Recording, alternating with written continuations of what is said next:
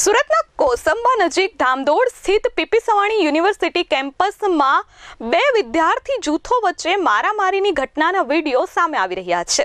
કેમ્પસમાં બેસવા જેવી નજીવી બાબતે આ ઝઘડામાં 4 થી 5 વિદ્યાર્થીઓ પર મારામારી થઈ હતી અને તેમને ગંભીર રીતે ઈજાઓ પહોંચી હતી। નેશનલ હાઈવે નંબર 48 પર આવેલી આ પીપી સવાણી યુનિવર્સિટીમાં બિહાર અને સાઉથના વિદ્યાર્થીઓ વચ્ચે બેસવા બાબતે બોલાચાલી થઈ હતી। આ સામાન્ય બોલાચાલીએ ઉગ્ર સ્વરૂપ ધારણ કરતા બંને પક્ષના વિદ્યાર્થીઓ વચ્ચે જીવલેણ મારામારી થઈ હતી। મારામારી શરૂ થતા અન્ય વિદ્યાર્થીઓમાં નાશભાગ મચી ગઈ હતી। ઘટનાની જાણ થતાં જ યુનિવર્સિટીના સત્તાધીશો સ્થળ પર દોડી આવ્યા હતા અને મામલો શાંત પાડવાનો પ્રયાસ કર્યો હતો।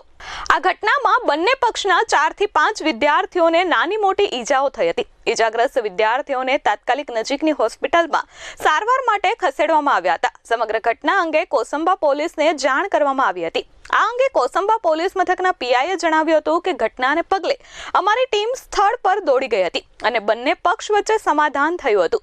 સામસામે ફરિયાદ બાદ સમાધાન કરવામાં આવ્યું હતું। જો કે આ મામલે યુનિવર્સિટીના વડાઓ દ્વારા ભીનું સંકેલવાની કોશિશ કરવામાં આવી હોવાની ચર્ચાઓએ પણ જોર પકડ્યું છે।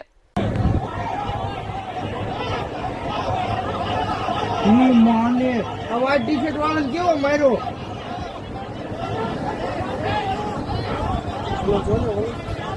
બિહારી હોય ને કોણ મારે? ઓલો વ્હાઈટ ટી-શર્ટ વાળાને કેવો માર્યો? હા કઈ છે? એને પૂછી લેવું।